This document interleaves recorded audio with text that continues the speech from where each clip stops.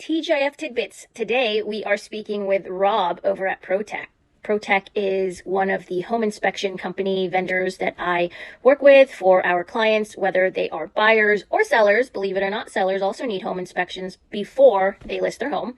But yeah, they are one of our favorite vendors. I wanted to share what their knowledge is with the home inspection industry. We talk about all things inspection, whether it's radon, whether it's termites, all of the above, and the expectations. So I hope you enjoy listening to this master inspector and his knowledge, and thanks for stopping by.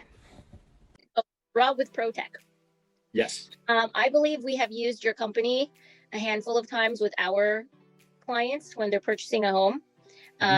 It's definitely changed market-wise where people are doing home inspections again and not just buying a house, sight unseen, Right. etc. So that's a nice comeback, I believe. Would you agree? Absolutely. Would you agree that home inspections are up again this They year? they very much are. Now there are still areas, especially just around the DC metro area, that they are still using some walk and talks more frequently than the Baltimore area or around the state in Virginia and that. But for the most part, we're really pleased at the way inspection. People are actually able to have an inspection done before they spend their money. Sure. And you mentioned all the locations: DC, Virginia, Maryland.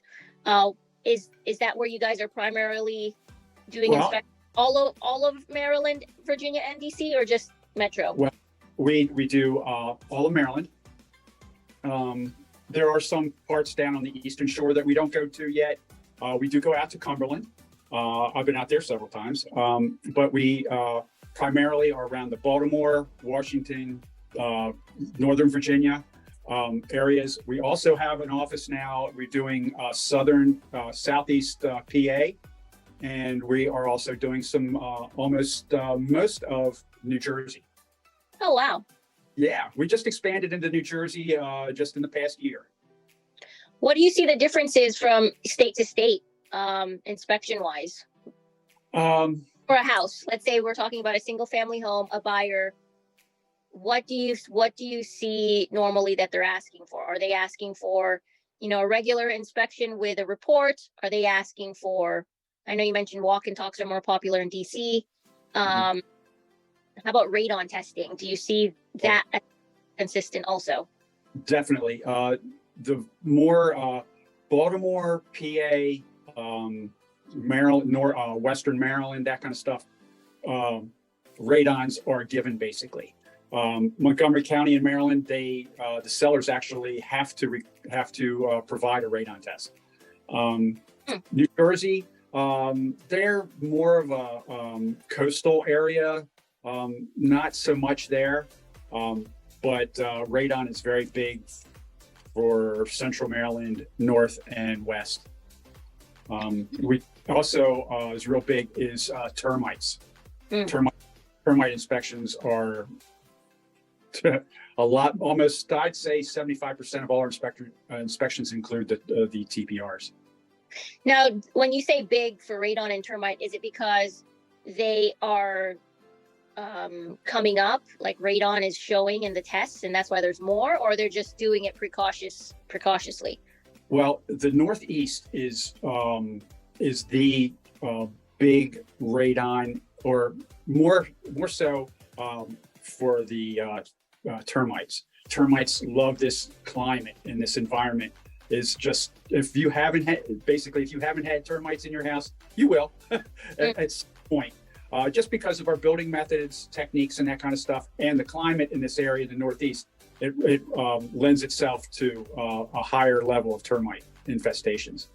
Radon, we've got the mountains that run alongside of us here, which is creates the radon situations too.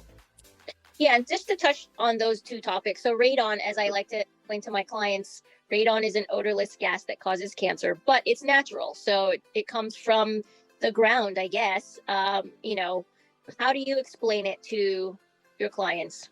Well, should they be alarmed also? Because I also tell them that, unless you're like sitting in a basement every single day, 24 hours for 18 years, Yeah. I it being, and I'm not a doctor, right? But like, I don't foresee it as, something to be too uh fearful of, unless, you're down there all the time, every day for 18 years. Well, that's a good point. Radon can be, well, it is the second largest, cause of cancer today, but it's so easy to remove, and it's so inexpensive to have remediated. Now, it's just it's not something that I would worry about myself or my family, because I know when I buy a house, I have it tested. If it's over the limits, I just have it remediated. It's not something that we can get away from. Radon comes actually from radium, which is comes from granite in the soil, in the rock. And what it is it breaks down over thousands and thousands of years. It breaks down into radium and then radon, and then turns in and just comes up through the ground, just in little cracks and that kind of stuff. It just finds the easiest way out of the ground. And you're right, it's colorless, it's odorless. We don't know it's here unless we test for it.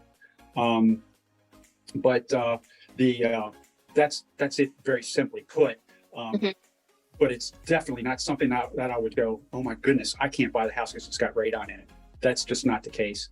And the reason that radon is such a big deal now is that we're making our houses so tight now. Before, 50 years ago, our houses were just so, air leaked everywhere and nothing stayed in the house. You couldn't get the heat to stay in. You couldn't get the air conditioning to stay in.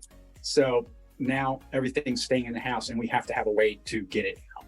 And that's all we do. Now for the cost of radon to remediate, that's not that high. It's around maybe like $1,100, would you say? That's a very good average price. Yes, it can be a lot cheaper, and it could be a lot more expensive. Depends on how the house is located, and how it's situated and what kind of house it is.